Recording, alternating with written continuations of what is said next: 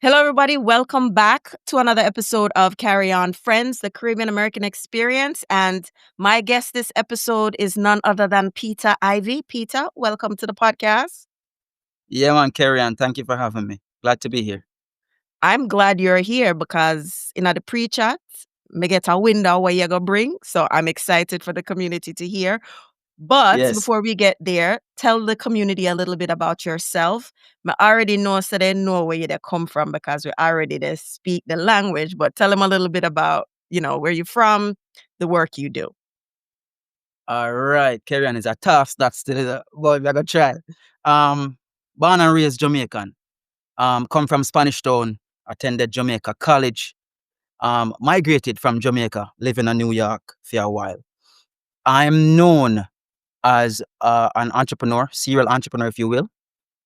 Um, I'm also a food security activist. I'm the founder of Mission Food Possible, and the founder and CEO of the Reggae Chefs and P3 Culinary Kit. P3 Culinary Kit is the world's first culinary supplies and uniforms founded for socially responsible chefs, right? I'm also an author. I published 2 children's books. The last children's book, Dasheen Island, was selected by the government of Jamaica to be distributed to primary school age children, right?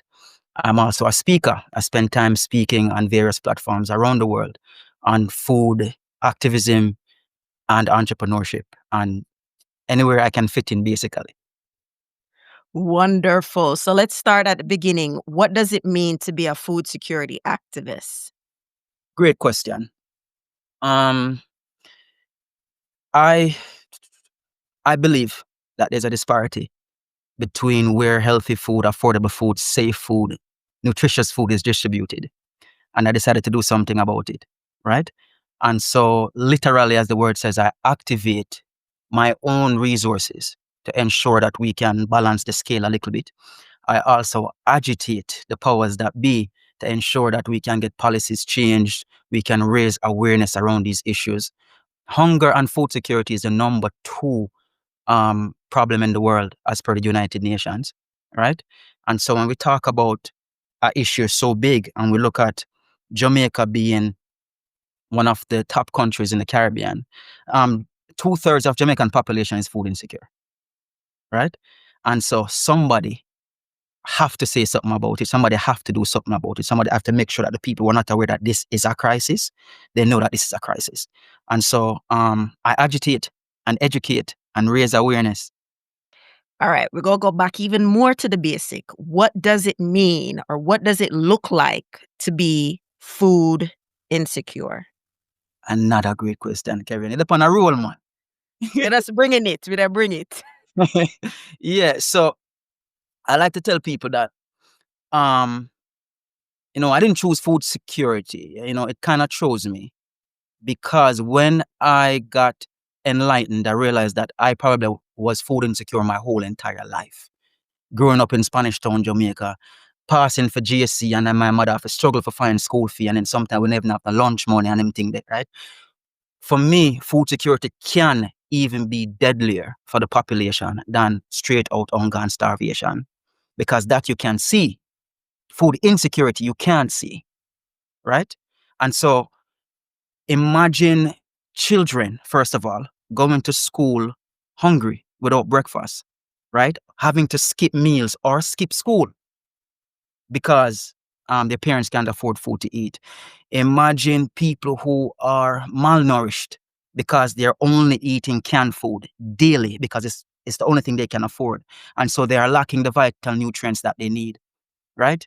Imagine the stress of working people who can only afford to pay rent but can't afford the supermarket run, right? Imagine households that cannot survive on one paycheck if only one paycheck coming in. And so people have to kind of divvy up who gets to go to school today, who get to have lunch today, what are we having for dinner today, right? That's what food security look like. Food security also is evident in our hospitals. When you look at our diabetes rate, when you look at our hypertension rate, when you look at all of those diseases caused by not eating proper food, not having access to healthy food, not eating enough food, right? So many of our children are being diagnosed with issues that could be solved by breakfast, That's what it looked like. You're saying so many things. The questions keep coming because you say healthy food. We're in America. Like everybody definition of a healthy food is a moving target every time, things that we grew up, pick the latest trend, jackfruit. We grew up with Wolipa jackfruit. So like who really defines what's healthy food anymore? Because it feels like what's defined as healthy food is based on the latest trend. And so for people who don't have the means, as you described with food security, what does that look like for them? And it could look like people like me, because as you're saying, Mr. Well, me did go work the other day and me left me lunch or what, I don't know. So that's why I'm like, and this is beyond enlightening at this point. So just let's define what's healthy and nutritious, beyond trends, fad, and let's be real, interest in driving a particular product in the marketplace for consumption. Wonderful question. I think it's a great time to highlight that our work, Mission Food Possible, um, most of our work take place in the Caribbean. Most of our work take place in Jamaica, right? I spend time speaking in America and doing workshops in America. But the reason why I mentioned that distinction is because food access look very different where you are located, right? We won't get too much into the nutrition piece, but it's great to touch on that we know what a balanced meal looks like for every age group, right? We know what nutrients we're supposed to be receiving and where those nutrients should be coming from. Now, when you live in a place like America, you are literally bound to the commercials or what's being advertised or what's being promoted in the supermarket. And that may or may not be exactly what's good for us. And we know, a little bit controversial here, Carrie Ann, we know that a lot of the food that is being driven in a place like America is capitalism. It's money driven. It's not focused on health, right? But let's shift to Jamaica. And I love the Caribbean because a lot of our people have a lot of autonomy about what they eat, but they just don't know what to eat. We've been not only misled, but bombarded with the big food companies with canned food. Sometimes the same food that they sell in the can growing in your backyard. Listen, all of a sudden, there was a product, I'm not gonna say, you know, that I see they sell it in can, and I said, but I remember going to the back of the yard, I pick the gungo peas, finger black up, avoid the worm, that all of that, and now it's in a can, That me, or even the mint, like the mint bush grow wild at the side of the house. I forgot go pick it and boil it every morning over now a tea bag, and those are the things that I miss growing up. Trust me, Peter, like every morning, me fry my plantain, eat my egg, me go get my mint tea for make my tea before me go school. And as me say, the gungo peas, memory and the black finger when you pick the gungo peas, like those were things that I grew up, the breadfruit, the ackee, whatever on the tree, to see what when I go back to Jamaica, sometimes it feels like it's so I don't want to say Americanized, but that's the word I'm gonna use for right mhm, now of course. versus what I remember growing up and experiencing life in the Caribbean. So that's really resonating with me. Absolutely. And you just said something important. I don't want to lose my previous thought though. In many ways, for our people to become Americanized is to be on the path to food insecurity. Let me say it again, Carrie Ann. In many ways, for our people to become Americanized in the way we eat, we're putting on ourselves on a path to be food insecure. And I'll get to that right after. And so we talk about proportion. You just mentioned plantain, your carbs. You mentioned eggs, your protein, and you need your veggies. And so when we talk about people having access to the food, some people having access, especially people in rural areas, but don't know what to eat. And so it's easy to pick a mango and tear that mango with your teeth. And then you eat 6 mango on your belly full and you got your bed. What I'm finding now is that people actually don't want to peel yam no more. People don't want to peel banana no more. It's too much work. You give me a look of confusion, but the generation is looking at these foods as difficult food. You know what? The other day I was talking to somebody and, sometimes when you peel the banana, you split it, you put it in a pot and boil and open it. But then I was putting banana in soup because sometimes I like banana in soup. And they say, Yes. how you peel the banana? I say, well, know how they used to teach you to peel the banana. You hold it down in the water and that's how you peel it. So it make it easier for come off. Yes, your finger might still black up, but it's part of the experience. And I realized that things that I knew growing up. And I was telling my mom, I said, the one thing I wish I knew was to identify when a breadfruit turn and are ready for roast versus the one where you can put in a soup. That's the only thing that I don't remember having the skill for. But knowing that skill is lost with the elders because it is a skill for know which breadfruit is which and what's Hmm. ready for the type of cooking it desires, whether you want to roast it or whether you want to peel it and cook it in a one pot with dumpling and banana or put it in a soup. So me see Yes. it. Yes, absolutely. So everything what you say, and you're touching on so many different aspects of Mission Food Possible. First, you touch upon this political aspect. What role does policy play in food security? But what you just touch on is customs and culture.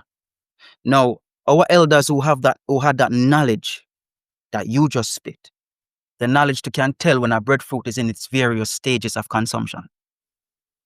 If we're losing that knowledge, our people is losing something vital to our nutrition and our cultural identity. Cultural identity is inextricably linked to culinary identity. So all of those things are part of food security. Man, I love it because a huge part of what I talk about the show is about preservation and our cultural identity. Like, like I was telling somebody the other day that I don't have a rice cooker. And I said, I don't want to lose the skill on about knowing how to cook rice, literally. Just put the rice in the pot, no much water, and watching the pot. And I get Yes. it, a rice cooker is convenient, but there's a fundamental skill that you lose by not knowing how to cook rice the way how we grew up knowing how to cook the rice. Absolutely. I'm with you, Peter. I'm with You you. I just like touch it. you just touch on another pillar without even knowing it. So we didn't even get into Mission Food Possible yet. But you just touch on another pillar. You're just moving through the pillars. We have three pillars, right? Empower, educate, and sustain. Mission Food Possible is rooted in exactly what you just said. That education piece. As chefs, what Mission Food Possible do is that we identify what we call MVPs. We have a tool that we use to identify what are the most important crops and foods to our community. Once we've identified them, we call them the MVPs.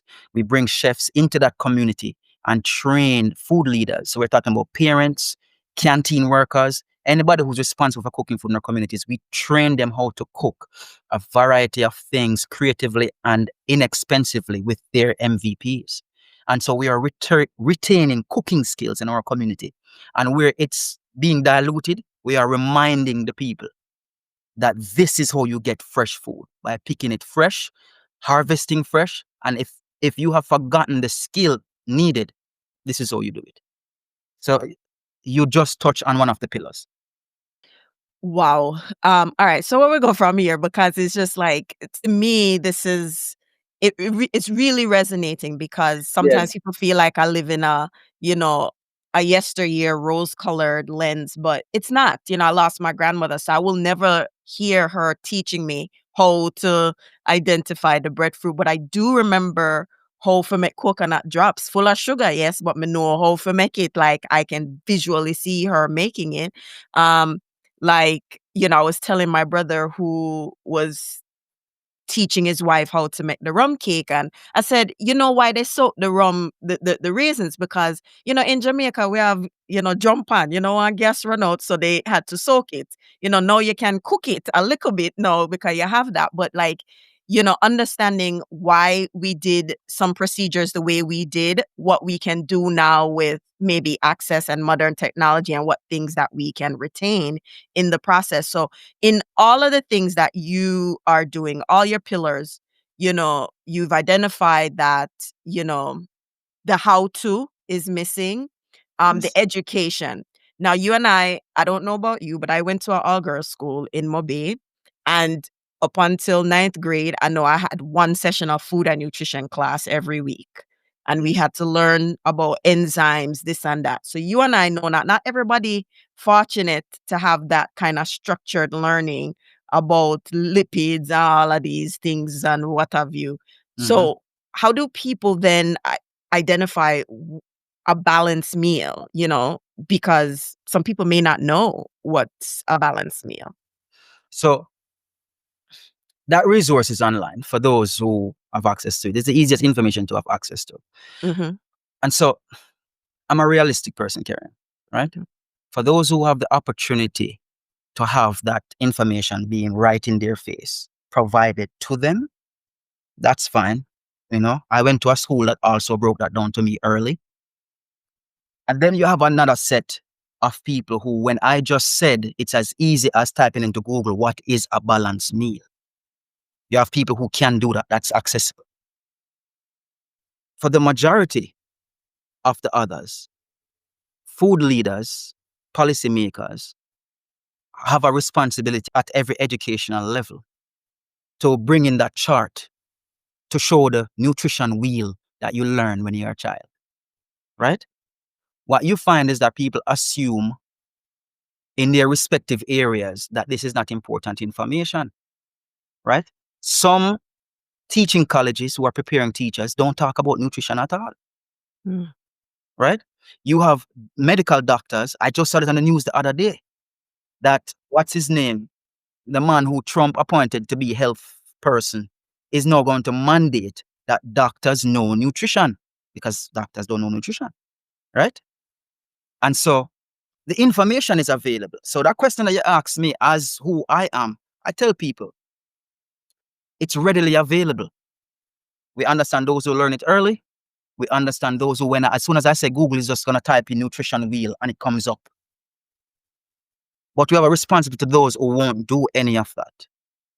Policymakers, rules and regulations have to change to make that information available to them. All right. So in the work you're doing with Mission Food Possible, what has been the progress since you've been doing this work? How have you seeing progress and changes being made in the Caribbean? Great question. Um, Mission Food Possible started our work 8 years ago, right?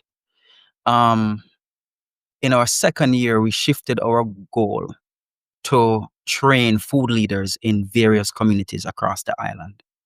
And so, again, what it looks like is we have a marquee project every year. We identify the MVPs, most valuable produce in a particular parish. We go to a different parish every year, by the way. This year, we're scheduled to be in St. Elizabeth. Okay. We identify a community in a different parish. We identify a number of schools, basic schools, primary schools, and last year we did our first high school. So we're talking about roughly 6 to 8 schools, mixture of basic school, primary schools, and high schools. And we are focused on training the canteen staff of those schools. That's our main focus. Once we have all the canteen staff registered for that workshop, we then turn to the community and we invite parents, we invite grandparents, food leaders, we invite teachers into the workshop, right? Why do we focus on children? Because the perspective that we're trying to shift perspective of the Jamaican people on what healthy food is. What does it mean to see and think about food differently, right? And so we know that we have an opportunity with the younger people to, once they see something different, taste something different, experience something different, that might change them life completely, right? And so over the past 8 years, we've been to 7 parishes, right?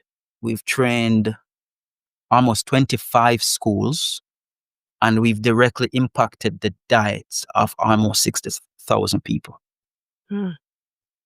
mostly Wow. children and food leaders of the community.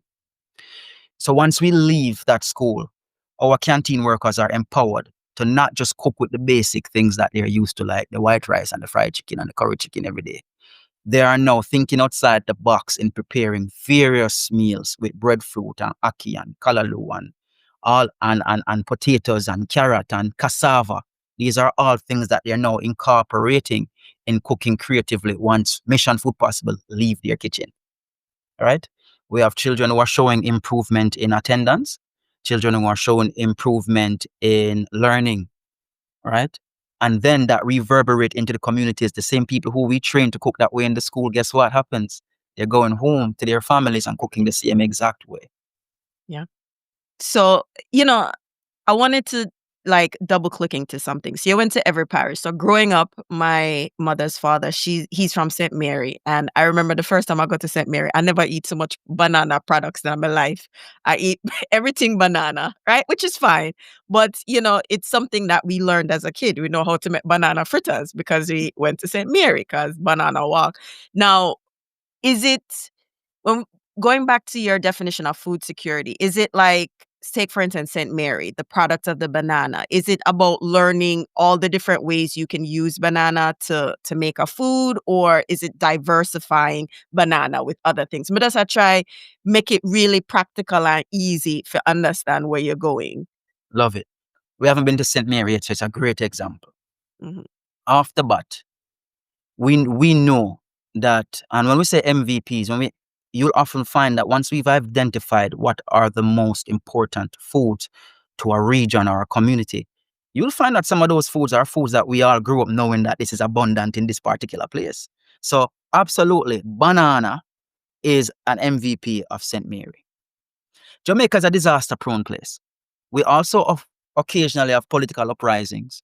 We have floods that might block roadways, hurricane that will block roadways and tear down crops and ruin harvests. Right? We have various things that can affect food supply.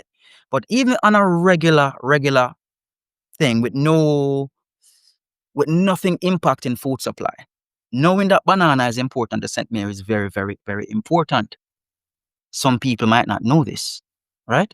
And so the first level, did you know that banana is important to St. Mary? Why is this important? If something ever happens, you know that what's abundant in St. Mary is banana.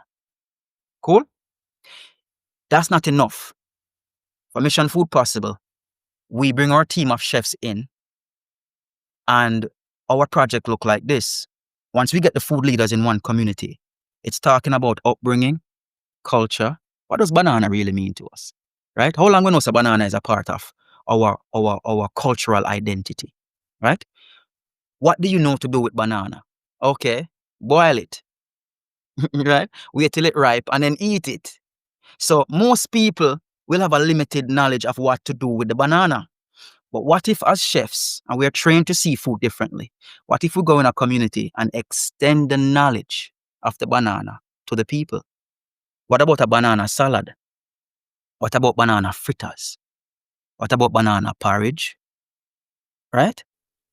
So if the people culturally know 2 and we add 6, make 8, and that starts to reverberate into the community, we've just made that community a little bit more food secure. Practically, that's what it looks like. Does that make sense? It does. And last week I did an interview. I recorded an interview with a young lady, Magellan. She was talking about the disaster in Grenada. And her key point, which kind of ties into what you are saying, she was like, people send barrel down all the time and they have barrel with canned corn. She said, why we sending barrel with canned corn? Why we don't give the farmers them money for plant corn so they can stop buy canned corn? And I mean, she said it and it's like, okay, but now you come here and with this idea of food security completely makes sense. And I think that what people think about is like, oh, we don't always have time to go out and get the regular corn. Canned corn is easier in its accessibility or it's in preparation. What do you say to people who are like, yeah, but the canned food is right there. I don't have time to go down a market or go supermarket to buy these things. What do you say to those people who say, well, the canned corn is easy, it's accessible and it's quick? I would say to those people, are you willing to compromise your health, right, for convenience? Which is what we're being asked to do, and we're being driven to do, and we're being coached into doing, right? I understand one-off. I understand disaster preparedness. I understand ease sometime.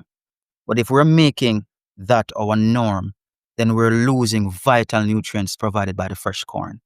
and absorbing sometimes sodium, extra sodium, and preservatives that are in the canned corn that we now know is leading to cancer, right? Got it. So Yeah. I ask people, what are we willing to compromise?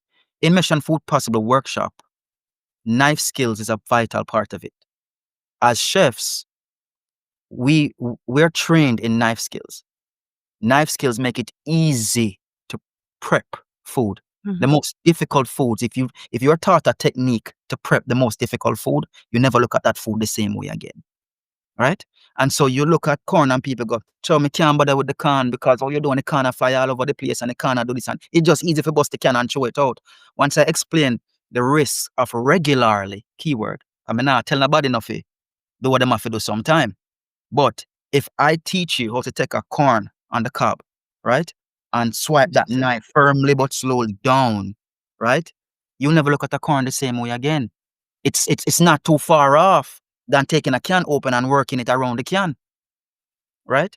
And so I would ask those people if they're willing to compromise their health because sometimes they don't know the dangers of eating canned food regularly. All right. So we're going to step back even further. What made you or what called you to be a chef? What was that seed that was planted in you to choose this route? I wasn't called to be a chef in a career. I wasn't called to be a chef. As a matter of fact, one can argue that's not my passion, right? And cooking is not my passion, right? It just so happens that what I'm passionate about involves food, right? And so I believe entrepreneurship is my calling, Mm. right? It's what comes natural to me. I've been given the gift of ideas and vision. I was fortunate enough to have a vision of something that was very different from the other visions I've ever had, which is me a poor youth will always a dream about money, right? I want rich. And every idea I want jump on. And I've created many businesses that fail. I remember, so I was, Profile, come on Jamaican TV. You remember when Fair But Ellington, Ian Bowen. right? So I was supposed to be a guest on Ian Bowen program. When Faye Ellington took it over, I was one of her first guests, right? And so I tell Miss Ellington that I've started maybe almost 20 business and fail miserably, just trying to make something of myself. Me I get to youth, I'm want rich. When it finally turned for me, I guess if you feel enough time, you start to learn. I had an idea. I went to Las Vegas. I'll give you a quick summary. I went to Las Vegas one day. So I was invited to a stage show called Reggae in the Desert. And it, it was my first time seeing mass consumption of my culture. I never been to a stage show before that. I never know so the world really love reggae like that. And so as I'm walking around the venue, I'm seeing people selling food. And none of them was Jamaicans. So consumption of Jamaican culture i- in all angles, the music, the food, and I didn't see any Jamaicans at the forefront being the suppliers, right? And so I had this crazy idea that how could I, as a Jamaican who know my culture, have a hand, have a say so in how we're disseminating our culture to the world, right? And I sat on that, I sat on it, and then the reggae chefs emerged. What if, as some young youth we can cook, we can go into some people living room and cook some Jamaican food and talk to them about Jamaica and educate them about Jamaica? And what does that look like? So when the reggae chef started to take form, nothing like it existed. As a matter of fact, the tourist minister called the reggae chefs one of the most innovative, tourist-driven businesses ever created in the last 60 years. So what it looked like was you could go on our website or call us, choose a chef, choose your dish, choose your entertainment, and a chef will come out to your space, your place, or wherever it is that you are, and we will teach you how to cook the meal. We will answer your questions about Jamaica, and we will entertain you, whether that be dance, art and craft, language lessons, you name it. All right? And so that was an entrepreneurial idea Not born out of my passion for food, born out of an opportunity I saw. The Reggae chef started to do its thing, and I was hiring chefs. Once we started to grow, I started to hire chefs to, to go out and do the thing. And they started to tease me and say, "Oh yeah, I am chef and you're not chef." So I decided to go to culinary school to just get that off of my back. Right? I went to culinary school with the eyes of an entrepreneur. And I think that really helped what happened to me next. Most students enter culinary school passionate about food. Them can't wait for cook. Right? When them say kitchen, that's all them think about. I have to cook food for them. But I went in already running a company, but being in class as an entrepreneur. And two things happened at the same time. I had a professor who was excited about the culinary field who told me that there's no better time to cook than now. There's more people cooking than ever before. And I happened to go to the United Nations and heard about the global hunger crisis. And the two things did not make sense to me. How is it that more people are cooking at the same time, but yet still there's more people hungry in the world? So who the heck are we cooking for? And so I guess because I wasn't someone who was saying, I'm passionate about cooking, I can't wait to go work in a 5-star restaurant. I was someone who was there learning to cook to see where else my skills could fit in. I decided to use my skills to cook for the people who matter the most, the people who don't have food to eat. And so to answer your question, that is how I found that concept. And then I realized I stumbled on something bigger because the same people who I'm looking at with my skills, I was one of them. I grew up like that, you know? And so I basically went with it from there. And then the ideas just kept flowing, right? I thought about how I could use my culinary skills to feed the people who need it the most. And how could I do it innovatively, not what everybody else was doing. And that's when it dawned on me that based on my travels I had done up to that point, most of the world eat in a very limited way. Rice, beans, corn, mostly, right? Jamaica is unique in that we eat about a dozen staple foods every single day. And so the initial stages of my idea was, how do I let the world know how Jamaicans eat? And where else in the world are these foods that we eat so that we can transfer the knowledge and the education? Believe it or not, there's things that we eat that grow in other places that people don't even touch. Like what? Oh, that's easy. When I started our work, I remember going to a part of Nicaragua that have okra and nobody could tell me what it was. Okay. Really? Because, listen, I nobody, remember first of all, cook fish without okra. that we, Yeah, that yeah. we, I remember on my first travels to West Africa about 15, 16 years ago. And to this day, somewhat, because the Jamaicans go there teach people. Nobody was consuming ackee. You look surprised. I am extremely surprised. Like Let me every drop. every other Jamaican yard, I mean, maybe everybody have built up them house now, but every Jamaican yard had, and every other Jamaican yard had a ackee tree or a breadfruit tree. And Yeah. as a child, we understood, don't force the ackee open, poisonous, but when the ackee ready, you go, if you peel it, like, to me, it's like, that is just basic. Second It's as, nature. Yeah. yeah, second nature. I'll blow your mind right now in case you don't know this. I'm sure someone.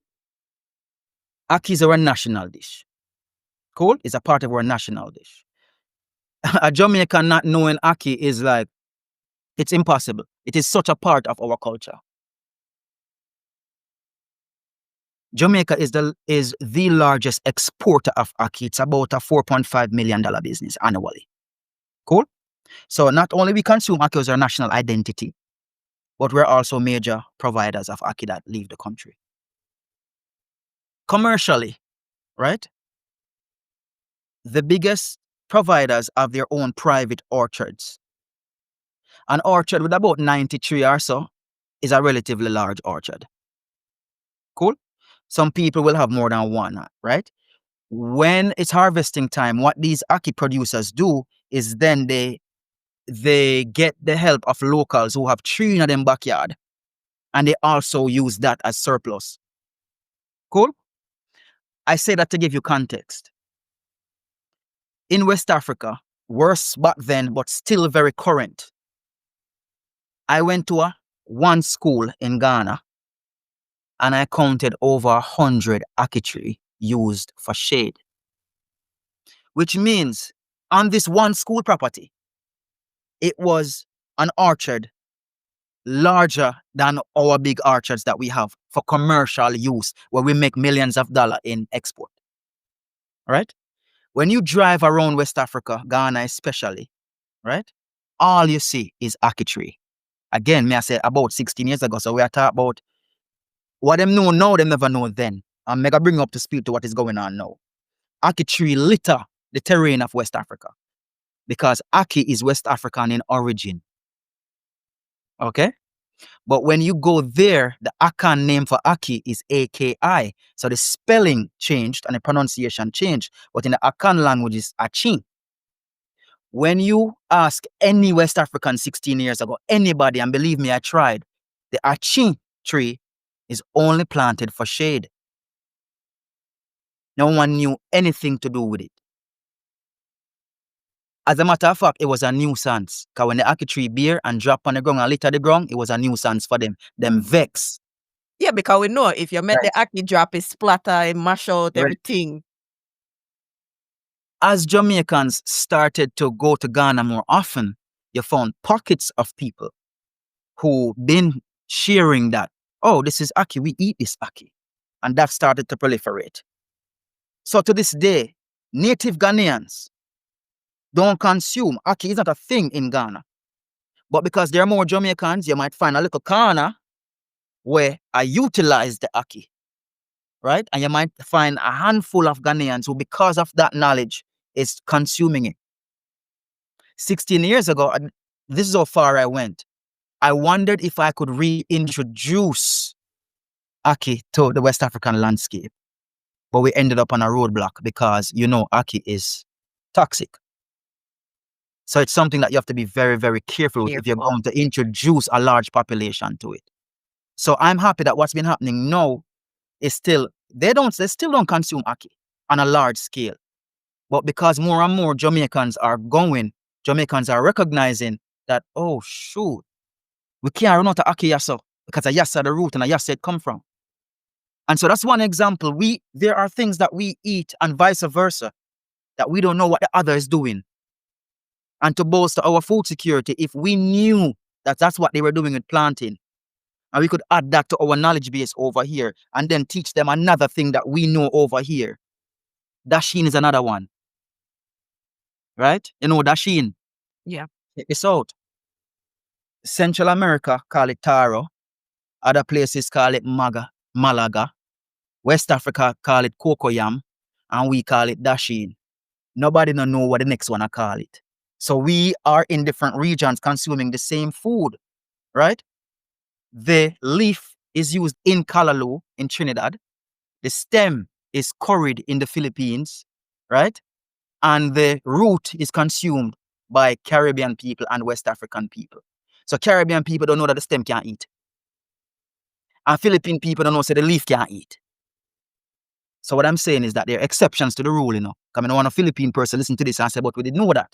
What we are saying is that we've been to those parts and know that the public, it's not general knowledge that the stem can't eat in some parts of the world. And it's not general knowledge that the leaf can't eat in some part of the world. As a matter of fact, we use the leaf in something called pepper pot soup. We don't use it like how Trinidad use it in their Callaloo dish. You understand? So when all of this become one knowledge by people, we bolster our food security through education. Wow. There is something else that you just said too that kind of reminded me of the conversation with Magella. She was, she's from Grenada and she was talking about how Grenada is the largest exporter of nutmeg, but there's no robust infrastructure for manufacturing of nutmeg products, and she was talking about that, like, that's something that should change. I love when everything comes together because she talked about it and it was just like, okay, yeah, that makes sense. That makes sense. But you now are, explaining that, food security also, part of this also is owning the planting, manufacturing, and the multiple use cases of a crop, that we have. So this is incredible. So, all right, as you wrap up, how can people support your work, the work that you're doing with Mission Food Possible? Um, Mission Food Possible is the leading grassroots food security organization in Jamaica. I say that to say, for us to have been around for almost 8 years, it speaks to our integrity and our commitment to the people, right? When we think about what is most important to people, food is right up there, and we're doing the work. We could do a lot more with the help of the people. People want to assist us, missionfoodpossible.com. They can find us at mission_food_possible on social media platforms. Shoot us a message. They can email us at info@missionfoodpossible.com. There are links there to donate, to help us. But helping us is not just money. We didn't choose this, it chose us. And so the more people that are aware that this is a scourge is great for the people that run Mission Food Possible, right? And being that I never planned to go into activism or go into charity work, it's something that you realize that is a business. For us, it's not a business. We don't want it to be a business. We want this issue to end, and we want it to end tomorrow. So really and truly, equally important to us is if you hit us up and find out exactly what is food insecurity and what can we do about it. Our next training is supposed to be coming up in October. Every year we're active, especially around World Food Day, which is October 16th, right? And then right through the year, we're doing various programmings and stuff like that. So just look out for Mission Food Possible. Ask the questions. We're here to be resources for people. And if you can help us, if you can donate, all the links are on our website, or just shoot me a message on social media. And people can find me at Peter Ivey Official as well. Wonderful, Peter. Thank you so much. I feel the passion. I feel the commitment coming through. I'm very excited. You already know you're part of the Carry On Friends community. Mikey T, big up yourself all the time. And as I love to say at the end of every episode, walk good. Thank you very much. And thank you for having me. You're welcome. You're welcome.